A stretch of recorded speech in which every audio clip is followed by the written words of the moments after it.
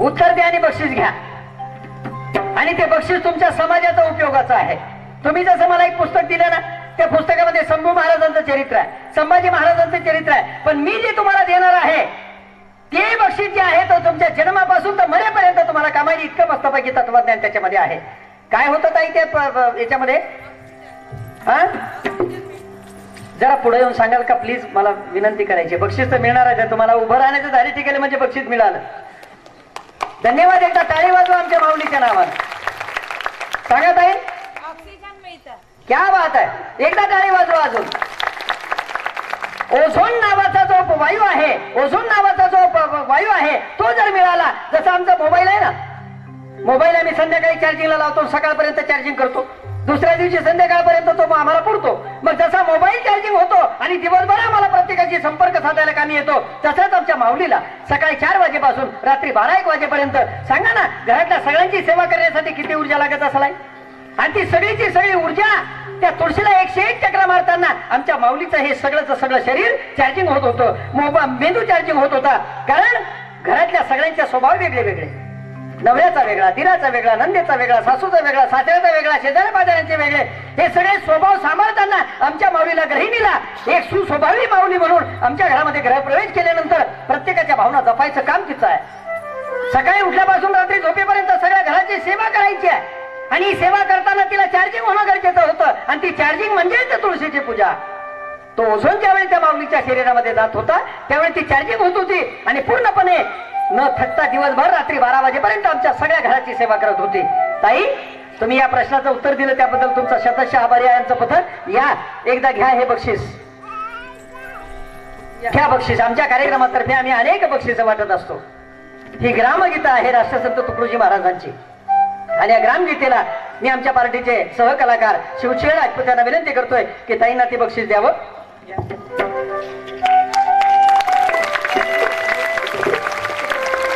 ताई, याचं कोणतंही पान उघडलं तरी याच्यामध्ये सोनं आहे. याच्या कोणत्याही पानामध्ये प्रबोधन आहे. आणि हे पान महाराष्ट्रामध्ये जेवढी गावादर्श झाली ती याच ग्रंथावर झाली. हिवरे बाजार घ्या, राळेगण सिद्धी घ्या, पाटोदा घ्या, पुंबळी घ्या, तुमच्या याच्यामधलं नेर घ्या, कडवंची घ्या जालना जिल्ह्यामधली, मुळशी तालुक्यामधलं नेर नावाचं गाव घ्या. ज्ञानेश्वर बोडके भाऊ तुमच्या भागातले आहेत. आणि ज्ञानेश्वर बोडके भाऊचं चरित्र ज्यावेळी घडलं गेलं त्यावेळी ज्ञानेश्वर भाऊंनी याच ग्रंथाचा आश्रय घेतला आणि गाव आदर्श केलं. परिवार आदर्श करावा, तरुण आदर्श करावा, घरातले लेकर आदर्श करावे आणि गाव आदर्श करावा. गावागावाशी जागवा, भेदभाव समूळ मिटवा, उजाळा ग्रामोन्नतीचा दिवा तुकडा म्हणे, अशा अनेक प्रकारच्या रचना याच्यामध्ये आहेत. आणि ते पुस्तक तुम्हाला दिलंय. दुसरी महत्वाची गोष्ट, आमची माऊली ज्यावेळी ते सगळं ओझून घ्यायची, मग ओझून झालं की मग मंदिरात काकड्याचा आवाज, आणि काकड्याचा आवाज आला की मग माऊली जात्यावर दळण दळायला बसायची. जात्यावर दळण दळायला बसली, एक पायाची मांडी एक पाय लांब करून ज्यावेळी बसायची, जात्याच्या मुखामध्ये ज्यावेळी धान्याचा घास टाकायची त्यावेळी जात्याची घरघर सुरू झाली. अख्खा गाव जागा व्हायचा. कुणी शेताकडे जाते, कोणी ढोळोखेळ सोडते, कोणी व्यायाम करते, कोणी अभ्यास करते. आणि अशा मंगलमय वातावरणामध्ये माझी स्वारी तुमच्या दारी यायची. तुमच्या दारी आल्यानंतर तुमच्या दळणातलं पसाभर धान्य माझ्या झोळीत टाकायच्या आणि तुमच्या दोन्ही गुणांचा उद्धार करत हा वासुदेव पुढे जायचा. येतो का काका आता वासुदेव? मला काही या वाटत नाही. तुम्ही काय मला दान धर्म करणार नाही, तुम्ही काय मला पाऊल देणार नाही, पण मीच तुमच्या गावात येत नाही. कारण मला खरं सांगा, मला केव्हा यावं लागतंय? तुम्हाला यावं लागतं सकाळी 4 वाजता अंधारात. आता सकाळच्या अंधारात जर तुमच्या गावात यायचं ठरलं तर मला खरं सांगा आई, माझ्या पायामध्ये काही राहत काहीच राहत नाही, माझ्या पायात काही राहत नाही. आणि सकाळी जर तुमच्या गावात यायचं तर तुमच्या गावात येण्याचा एकच रस्ता, आणि जाता तिथंच संडासला बसता.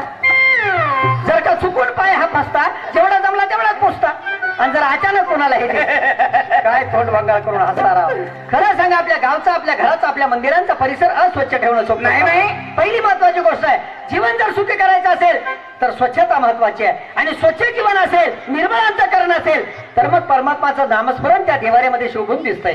देवारा स्वच्छ असेल तर परमात्माची मूर्ती चांगली दिसते. देवारा जर चांगला नाहीये तर त्या मूर्तीचा काही फायदा नाहीये. म्हणून तुकाराम महाराजांचे भाऊ सांगतात की तुम्हाला तुमचं जीवन जर सुखी करायचं असेल तर तुम्ही वासुदेव वासुदेव म्हणा, तुम्ही वासुदेव वासुदेव म्हणा, तुम्ही वासुदेव वासुदेव म्हणा, देव वासुदेव वासुदेव म्हणा, तुम्ही वासुदेव वासुदेव म्हणा, देव वासुदेव वासुदेव म्हणा, तुम्ही वासुदेव वासुदेव म्हणा, तुम्ही वासुदेव वासुदेव म्हणा, तुम्ही वासुदेव वासुदेव म्हणा, मी वासुदेव वासुदेव म्हणा, तुम्ही वासुदेव वासुदेव म्हणा, तुम्ही वासुदेव वासुदेव म्हणा, तुम्ही वासुदेव वासुदेव म्हणा, तुम्ही वासुदेव वासुदेव म्हणा.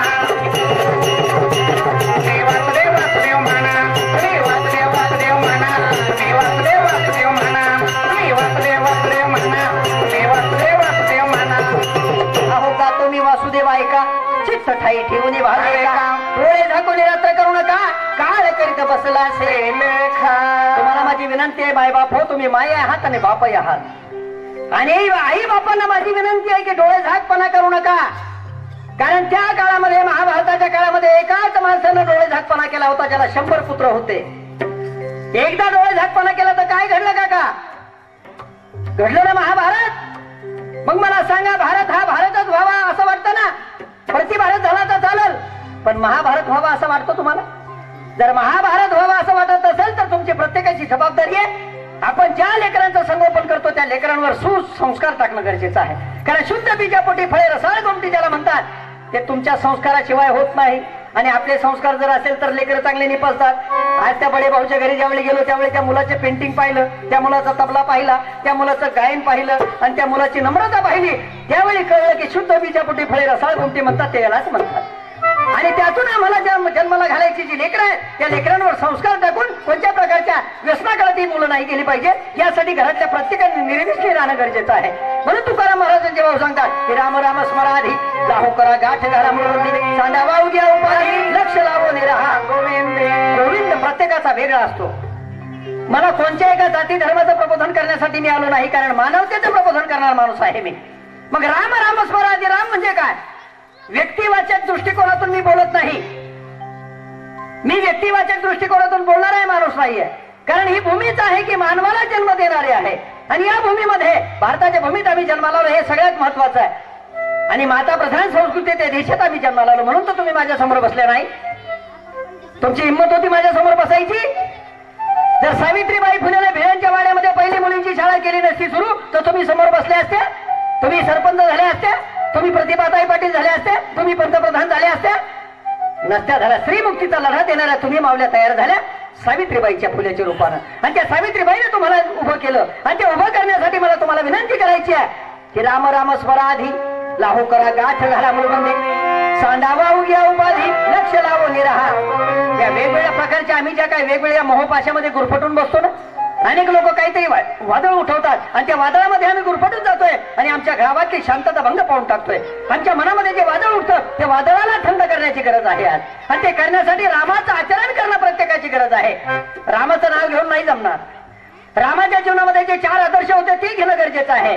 आणि ते 4 आदर्श म्हणजे, पहिला आदर्श होता एक बाणी, दुसरा आदर्श होता एक पत्नी, तिसरा आदर्श होता एक वचने, आणि सगळ्यात महत्वाचा चौथा आदर्श होता रामाच्या जीवनाला लाईन ऑफ कंट्रोल होतं, म्हणजे त्याला मर्यादा पुरुषोत्तम म्हटलं जात होतं. आज तर आमच्या मराठवाड्यातल्या काही तरुणांनी तर मर्यादा सोडून दिलेली आहे. मर्यादा सोडून जर वागला तरुण तर त्या तरुणाची तरुणाई भरकटायला उशीर लागत नाही. आणि तरुण या देशाचा कणा आहे, मुख्य कणा. कारण या देशाचा कणा जर बिघडला तर या देशाची संस्कृती लोप पावल. म्हणून मला सांगायचं आहे की रामाच्या जन्माची तुमच्या आणि आमची मूळ बंधाची गाठ मला सांगायची अध्यात्मातून. अध्यात्मामध्ये काही गोष्टी अशा असतात की त्या उकलत नाही आमच्याकडून. रामाच्या जन्माचा आणि आमच्या मूळ बंधाची गाठ काय आहे मला सांगा. रामाचा जन्म कोणत्या तिथीला झाला? रामनवमीला. नवमीला रामाचा जन्म झाला. मग नवमीला ज्या रामाचा जन्म झाला त्या नवमीनं सुद्धा तिची मर्यादा सोडली नाही. आमचे लेकरं तर सगळी मर्यादा सोडून बसलेले आहे. विचार करून बघा, नवमीचा का मर्यादा सोडली नाही? नवाचा पाडा तुम्हाला सगळ्यांना माहिती आहे, मला सांगायची गरज नाहीये. नवाचा पाडा, नवाचा पाडा तुम्ही वाचला असेल प्रत्येकानं, पण आता मी सांगेल तसा वाचून बघा. मूळ बंधाची गाठ रामाच्या जन्माची आमची तुमची कशी आहे. नवाचा पाडा सगळ्या उजळणीच्या पाड्यातल्यापेक्षा वेगळा पाडा आहे. वाचून बघितलं का तुम्ही? नवाच्या पाड्यातली कोणतीही बेरीज घ्या, कोणत्याही आकड्याची बेरीज घ्या, 9 येते. वाचून बघा. 9 1 9, 9 2 18 8 1 9, 9 3 27 27 2, 9 4 36 6 3, 9 9 5 45 4 5, 9 9 6 54 5 4, 9 9 6 63 6 3, 9 8 72 7 9, 9 9 9 81 8 1, 9 9 10 9. आणि तुम्ही आम्ही आमच्या आईच्या उदरामध्ये किती दिवस राहतो? 9 महिने 9 दिवस. 9 महिने 9 दिवस. ही 9ची गाठ जी आहे ती मूळ बंधाची गाठ आहे. आणि म्हणून तुकाराम महाराजांचे भाऊ सांगतात की विनिमितो सकाळी जना कर जोडणी थोडा लहाना, अहो दान इतके द्या मर्दिना, म्हणे तुकया बंधू राम म्हणा, तुम्ही वासुदेव वासुदेव म्हणा, तुम्ही वासुदेव वासुदेव म्हणा, तुम्ही वासुदेव वासुदेव म्हणा, तुम्ही वासुदेव वासुदेव म्हणा, तुम्ही वासुदेव वासुदेव म्हणा, तुम्ही वासुदेव वासुदेव म्हणा. अरे काही थोडा बहुत लागपाट करा भक्ती, भाव धरा बळकट, तर मन ध्यान द्याला उन्या नीट, जर करणे असेल गोड सेवट. करायला तर सगळे चाले रे भाऊ, पण असं जीवन जगावं की इतिहासानं एक पान राखून ठेवावं. आणि ते पान तुमच्या आमच्यासाठी असावं. किती वय होतं संभाजी महाराजांचं? अवघा 32 वर्षाचं वय. आणि 32 वर्षाच्या वयामध्ये असा जगला की प्रत्येक भारतीयाच्या नव्हे एकाच वेळी ब्रिटिशांच्या आणि यवनांच्या सैन्याला सुद्धा पुरून उरला. 5-10 लाखाचं सैन्य पुढं आणि अवघं 50,000 सैन्य पुढं आमच्या भाग, अवघं 50,000चं सैन्य आणि 5-10 लाखाचं सैन्य कुठं, तरी सुद्धा 13 वर्ष लढाई तर लढत राहिला आणि प्रत्येक वेळी शत्रूला नामोहरम केलं. अरे सगळे शत्रू नावाला चळा कापत होते. असं जीवन जगावं. दुर्दैवाच या त्या शंभू राजानं राष्ट्रासाठी बलिदान दिलंय. म्हणून देशासाठी कसं लढावं, जीव कसा द्यावा, शिकवणी संभाजी महाराजांची. आणि गरज आहे आज आमच्या तरुणांची. म्हणून व्यसनमुक्त समाज काळाची गरज आहे. भक्ती आणि भाव महत्वाचा आहे. भक्ती कशी असावी? भक्ती असावी हनुमंतासारखी आणि भाव असावा लक्ष्मणासारखा. हनुमंताचा अंग शेंद्रानं लाल आहे. तुमच्या भांगेमध्ये पण पूर्वी शेंदूर होता, आता गेला. पूर्वी होता. का लावत होत्या बरं तुम्ही शेंदूर? तो हनुमंतानं ज्यावेळी सीता माऊलीला एक दिवस हा प्रश्न विचारला, आई आता तुमची आंघोळ झाली आणि भागेमध्ये हा शेंदूर का टाकला? सीता माऊली म्हणते, बाळा हनुमंता, जसे रामप्रभू तुझे परमात्मा आहे तसे माझे परमात्मा आहे आणि प्रत्येक स्त्रीचा नवरा तिचा देवच असतो रे बाबा. हे शेंदूर जे आहे भांगेमध्ये टाकल्यानंतर नवऱ्याचं आयुष्य वाढतंय, कारण सौभाग्याचं प्रतीक आहे हे.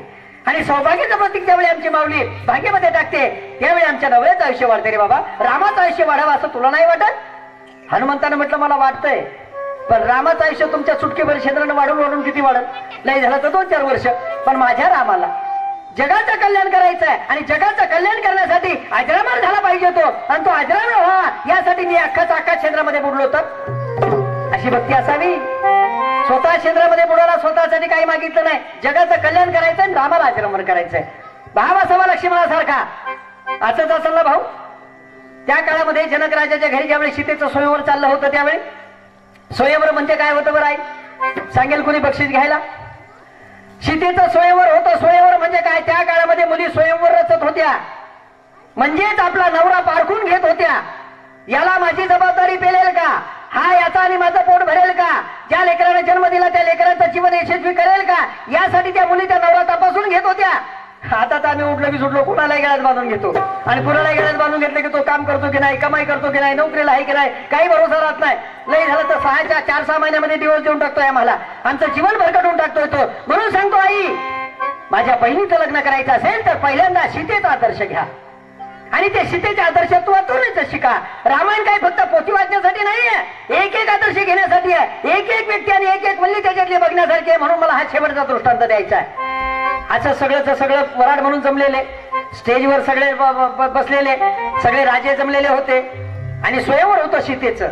शिवधनुष्य परशुरामानं दिलेलं आणि ते शिवधनुष्य जो उचलील त्याला बाण लावेल त्याच्या गळ्यामध्ये वरमाला पडणार होते. देशोदेशींचे राजे जमलेले. प्रत्येकाला वाटत होतं सीता माझ्या गळ्यामध्ये वरमाला घालेल.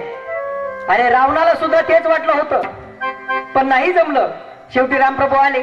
रामानं धनुष्य उचललं. धनुष्य उचलल्यावर बरोबर त्याला बाण लावला आणि दोरी ताणल्याबरोबर धनुष्य मोडलं. धनुष्य मोडल्याबरोबर एवढा आनंद झाला सीता माऊलीला, एवढा आनंद झाला. सीता माऊली घाई पब्लिक मधून उठली. आनंद झाला. मनासारखी वर प्राप्ती झाल्यानंतर त्या माऊलीला काय आनंद झाला असेल? घाई उठली, हातात करवली घेतली नाही, सोबत काही पूजेचं ताट घेतलं नाही, फक्त हार घेतला, निघाली वरती स्टेजवर. डायरेक्ट स्टेजवर आली आणि स्टेजवर आल्यानंतर डायरेक्ट रामाच्या गळ्यामध्ये हार घालायला लागली. पण झालं एक, रामाची उंची झाली जास्त आणि सीतेची उंची पडली कमी. आता सीतेची उंची कमी पडल्यामुळे तो हार काही त्यांच्या गळ्यापर्यंत पुरवणार. म्हणून मला तुम्हाला विनंती करायची आहे बाबा की आता तरी या सीतेची उंची थोडी वाढू द्या. अजूनही आम्ही स्त्री पुरुष समानता केलीच नाहीये, अजूनही तिची उंची कमीच ठेवलेली आहे. रामाची उंची जास्त झाली, सीतेची उंची कमी पडली, तिच्या हात गळ्यापर्यंत पुरवणार. राम खाली वाकायला तयार नाहीये. आणि हे पाहिलं भटजीनं, मुहूर्त टळून चालला. भटजीनं हळूच रामाच्या कानात जाऊन सांगितलं, राम भाऊ जरा खाली वाका ना, त्या माऊलीच्या हात तुमच्या गळ्यापर्यंत पुरत नाही. रामानं डोळे वासून पाहिलं भटजीकडे, गोळा तुमची दक्षिणा मिळाली ना, मग गप्प बसा. माणसानं सगळ्या ठिकाणी वाकावं भाऊ, पण सासरवाडीत अजिबात वाकू नाही. राम वाकायला तयार नाही, सीता माऊलीच्या हात पुरत नाही. हे पाहिलं लक्ष्मणानं आणि त्यानं विचार केला आपण काहीतरी करायला पाहिजे. लक्ष्मण झटकन पुढे झाला आणि रामाच्या पायाला हात लावला. रामाच्या पायाला हात लावल्याबरोबर राम वाकले त्याला उठवायला. राम वागल्याबरोबर लक्ष्मण म्हणतो, वहिनी हातपा लवकर जागा. हात स्वयंवर झालं आणि मग लोक म्हणायला लागले, बघा राम वागतो की नाही भावा पुढं म्हणजे लक्ष्मणा पुढे नाही, त्याच्या मनात असणाऱ्या भावा पुढे तो वागतो, पण त्याला वाकवणारा तसा असावा. आणि तुम्हाला जर त्याला वाकवायचं आहे तर वासुदेव वासुदेव म्हणा, तुम्ही वासुदेव वासुदेव म्हणा, तुम्ही वासुदेव वासुदेव म्हणा.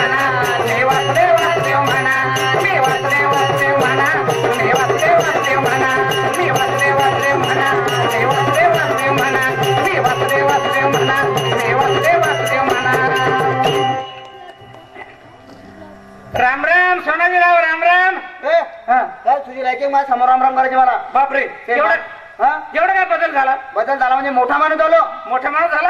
काय केलं? मी एक फॉर्म भरणार. बरं. बँकेत जाणार. वा रे वा. मग मला 5 लाख रुपये मिळणार. 5 लाख? हा. एवढं पैशाच काय करायचं? शेती घ्यायची 5 एकर. 5 एकर शेती घ्यायची. बरं. 5 एकर म्हणजे ऊस पेरायचा. म्हणजे बागायतदार व्हायचं असं. मग मा ऊस कारखान्यात जाणार. बरं. मग पोत्याला पैसा. पोत्यानं नोटा येतील. बापरे. मग माझ्या मुलासाठी इंडिका कार घेणार. पोराला इंडिका. माझ्यासाठी मोटरसायकल. स्वतःसाठी मोटरसायकल. मग म्हणजे एवढा बदल झाला. आणि आम्ही काय मागे राहिलो काय?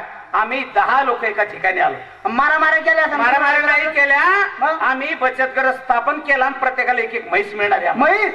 तिची काय किंमत? 15 ते 20 हजार रुपये. 15 ते 20 रुपये. विसरला का मागले दिवस? कोणते? मै उस्तीदार प्यायचा, लोकांना बेड्या मागत फिरायचं. खऱ्या गोष्टी सांगितलं की असं राग येतो बा. बरं मी काय म्हणतो, काय भाऊ? 10 म्हशी द्या. आपल्या ऊस राहिला पाहिजे. म्हणजे आल्या ना गरीबाच्या म्हशी. तुला चतुर सांगू राहिलो काय? तुला 10 म्हशी आपल्या ऊस राहिला पाहिजे. ए भाऊ आता तू ऊस लावला ना, मग अशी कोपाट लावून घेऊन दादा. आता ती येडे चित्र वेगळ्या कुठे विचारल? कुठं करते तर मग तुला दाई म्हशी ना आल्या की दाईला म्हशीला थॅमिट टाकून मरून लागेल. बापरे, आमच्या गरीबाच्या 10 म्हशी मारायला नाही तू? अरे आमच्या 10 म्हशी मारण्या अगोदर 10च्या 10 म्हशी त्या ऊसात घालून देतो. असं बांधावर टिपरू दिसणार नाही. काळ भरवार करून टाकतो. चकाचक. तुझी ती इंडिका, तुझी ती फटफटी, साऱ्या खटपटी झटक्यात पण जीव देऊन तू दाखव तुला. काय करशील? काय म्हणतो?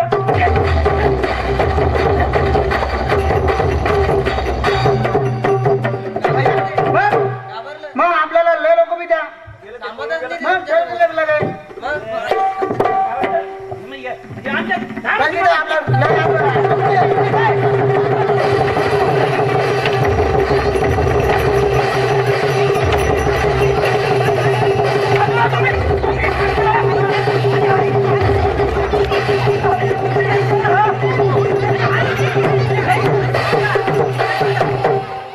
काय माणसात का कोण आहात तुम्ही? 2 मिनिटं जरा बाजूला गेलो तर मारामारी करायला सुरुवात केली. काही खरं नाही बाप्पा गरीबाचं. तो मला द्याय भांडायच्या वेळी 2 मिनिटं सपाटीत बाजूला जायला. काही खरं नाही गरीबाचं. काका कधी बी भांडणाला जाणं आहे ना तर 10-5 माणसं संग पाहिजे ना. फेकलेले कुत्रे नाही आमचे लोक.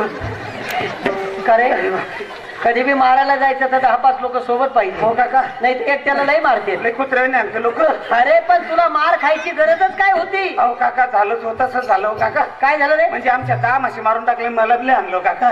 तुझ्या 10 म्हशी मारल्या? हो काका. आणि तुला बी नाही आणलं. कुणी मारलं रे? देवऱ्या सोन्यानं. तू असा पुढे ये. उगाच शाबीर होते मध्ये म्हणून